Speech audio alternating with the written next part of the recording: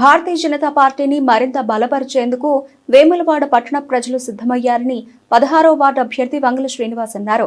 కేంద్ర ప్రభుత్వం ఇచ్చే ఇళ్లను కాంగ్రెస్ ప్రభుత్వం మాత్రం ఇంద్రమ్మ ఇళ్లు అని పేరు పెట్టుకుని ప్రచారం చేస్తున్నారని మండిపడ్డారు. రోడ్ల వెడల్పు పేరుతో ప్రజలను రోడ్లకు ఇచ్చారని ఆవేదన వ్యక్తం చేశారు. బీఆర్ఎస్ పార్టీతో వచ్చేది లేదు, వాళ్ళు తెచ్చేది ఏం లేదంటున్న వంగల శ్రీనివాస్ తో మా ప్రతినిధి Srikanth face to face. Telangana రాష్ట్ర వ్యాప్తంగా 11వ తేదీన జరగనున్న మున్సిపల్ ఎన్నికలకు సంబంధించి ప్రచారం జోరందుకుంది. ప్రస్తుతం మనం వేములవాడ పట్టణానికి చెందిన 16వ వార్డులో ఉన్నాము. వంగల శ్రీనివాస్ మనతో ఉన్నారు, బీజేపీ అభ్యర్థి. తనతో మాట్లాడి మరిన్ని విషయాలు తెలుసుకుందాం. సరే, ఎట్లా కొనసాగుతుంది మీ ప్రచారం, ఎట్లా జరుగుతుంది? వేములవాడ రాజన్న క్షేత్రంలో నరేంద్ర మోడీ గారి ఆధ్వర్యంలో మరియు బండి సంజయ్ గారి ఆశీస్సులతో, ఇక్కడ ఉన్న వికాసరావు గారి ఆశీస్సులతో మరియు మా ప్రతాప్ రామకృష్ణ గారి దీవెనలతో బ్రహ్మాండంగా 16వ వార్డులో బ్రహ్మాండంగా ఇంటింటికి పోతే కూడా వాళ్ళు నిజంగా అంటే మన హిందుత్వం, మన పార్టీ, మన పువ్వు గుర్తు గెలిస్తే ఇవాళ గర్వంగా ఉంటుంది. ఎందుకంటే పుణ్యక్షేత్రం మన దక్షిణ కాశీగా పేరుగాంచిన మన రాజన్న టెంపుల్ ఉన్నది కాబట్టి ఇక్కడ ప్రతి ఒక్కరు పువ్వు గుర్తు కోటేసి మన నరేంద్ర మోడీ గారిని గెలిపియాలి అని చెప్పి, అంటే మాకు ఓటేసి మమ్మల్ని గెలిపిస్తే ఇవాళ నరేంద్ర మోడీ గారిని మళ్ళొకసారి గెలిపించినట్టుగా అవుతుంది. తను కూడా ఇవాళ డబల్ బెడ్రూమ్లో కానీ ఆ ఇండ్లకు కానీ వాళ్ళు ఇంద్రమ్మ పేర్లను పెట్టుకుంటుర్రు. కొంచెమన్నా వాళ్ళకి సిగ్గు ఉండాలి. ఎందుకు అని అంటే అందులోకి వచ్చేది 70-60% అది మన పైసలే, నరేంద్ర మోడీ గారి ప్రభుత్వం నుంచి వచ్చే పైసలే. వాళ్ళు గొప్పలు చెప్పుకొని అంటే మన పైసలు మనవి, గొప్పలు వాళ్ళే అన్నట్టుగా ఉన్నది. ప్రతి ఒక్కరికి కూడా మనం ఇది వివరించాలి. అలాగే సన్న బియ్యంలో కూడా 70% వాటా మనదే. ఇలా వాళ్ళు గొప్పలు చెప్పుకుంటుర్రు. ఇవాళ ఇక్కడ వాస్తవానికి ఇక టీఆర్ఎస్ పరిస్థితి అంటారా, అటు గల్లీలో లేదు, ఢిల్లీలో లేదు. వాళ్ళకు ఓట్లు వేస్తే మాత్రం మోరిలో పోయినట్టే. అదే నేను ప్రజలకు కూడా మళ్ళీ ఒక్కసారి చెప్తున్నా, వాళ్ళు వచ్చినా కూడా అదే చెప్పుర్రి. ఎందుకంటే ఈ 16వ వార్డులో ఇల్లు ఇచ్చిన పాపాన పోలేదు. చాలామంది ఇంటికి పోతూ ఉంటే కూడా ఇండ్లు లేవని చెప్పి స్పష్టంగా చెప్తుర్రు. ఇక కాంగ్రెస్ అయితే మా కుటుంబాలు నాశనం చేసిందని చెప్పి, ఎందుకంటే రోడ్లు పోతే కనీసం ఒక గుర్తింపు ఇవ్వకుండా మా పరిస్థితులు అంటే తెలుసుకోకుండా, ఇవాళ కనీసం మా బాధలు ఎట్లుంటాయి పోతే అని తెలుసుకోకుండా మా మనోభావాల మీద, మా బతుకుల మీద వాళ్ళు దెబ్బ కొట్టిరని చెప్పి చెప్తుర్రు. ఎందుకు అని అంటే వాళ్ళు ఇండ్లు పోయినప్పుడు కనీసం వాళ్ళ పిలిచి మన ఇల్లు పోతుంది, మరి దాన్ని ఏం చేయాలి, మరి కనీసం మీ పరిస్థితి ఏంది, ఎట్లా మీకు కొంచెం ఎక్కువ ఇస్తే బాగుంటుంది అని చెప్పి వాళ్ళ ప్రజల మాటలు విని చేస్తే ఇవాళ చాలామంది షాపులలో కానీ వాళ్ళు కానీ చాలా సంతోషంగా ఉంటుండే. ఇవాళ వాళ్ళందరినీ నిజంగా రోడ్డుకి ఈడ్చినట్టు అయిపోయింది వాళ్ళ పరిస్థితి. ఇలా కాంగ్రెసు ప్రభుత్వం చేసిన దుర్మార్గం అది. కనీసం వాళ్ళ చెప్పి చేస్తే బాగుంటుండే. ఇంకొకటి, ఇవాళ వేములవాడ పట్టణం మొత్తంలో అప్పుడు రామన్న సర్పంచ్గా ఉన్నప్పుడు ఆకాశగంగలైన ఇప్పటికీ 20 ఏళ్ళ నుంచి చెక్కు చెదరలేదు. ఇవాళ ఏ గల్లీకి పోయినా ఆయన ఇచ్చిన ఆకాశగంగ నీళ్ళే తప్ప వేరే నీళ్ళు లేవు. వేరే వచ్చినా కూడా అవి ఎక్కడనో ఒకడ స్ట్రక్ అవ్వడు తప్ప లేవు. మళ్ళా అప్పుడు ఇప్పుడు బండి సంజయ్ గారు మన ఎంపీ గారి నిధులతోనే మొన్ననే 9 బోర్లు వేయించడం జరిగింది. మన వార్డులో కూడా బోర్ వేయించేది ఉండే, ఎలక్షన్ కోడ్ ఉన్నదని చెప్పి అది ఆగింది.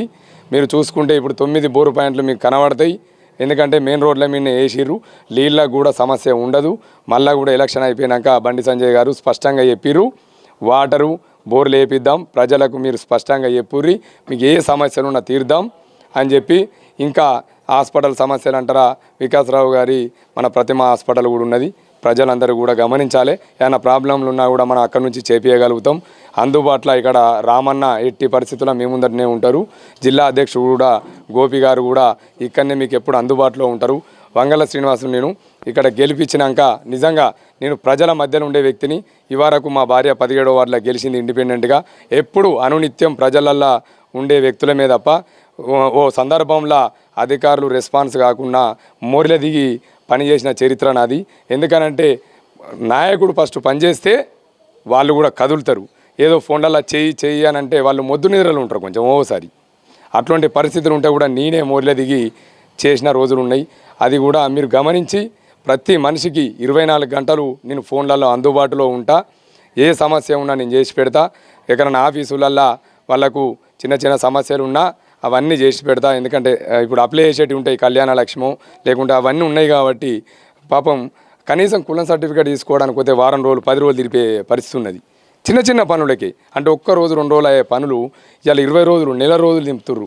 క్యాస్ట్ సర్టిఫికేట్ అయినా ఇన్కమ్ సర్టిఫికేట్ అయినా అట్లాంటికి మేము తొందరనే వచ్చేలాగా మా అబ్బాయో కానీ మేమో కానీ ఆడ పోయి కొట్లాడి మీకు తొందర పనిచేసే ప్రయత్నం చేస్తామమ్మా.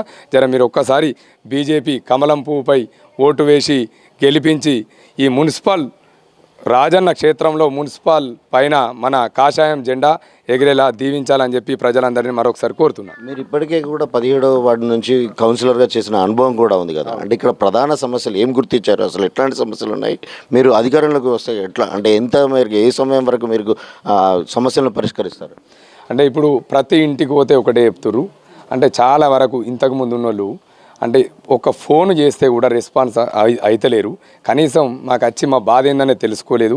ఇప్పటికీ అంటే డబుల్ బెడ్రూమ్లు ఇండ్లు కూడా ఇంతవరకు ఒక అప్లికేషన్ తీసుకొని పాత ఉన్న వ్యక్తి ఇంతవరకు డబుల్ బెడ్రూమ్ అప్లికేషన్ తీసుకొని పెట్టలేని పరిస్థితి అన్నట. అంటే అట్లాంటి మేము మాట ఇచ్చినాం.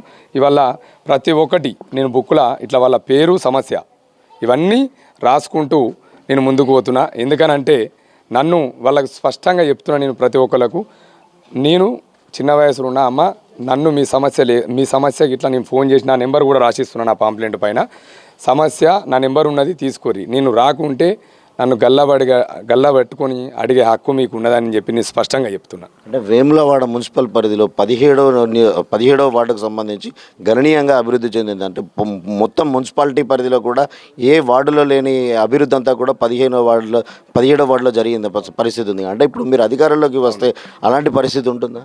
100%.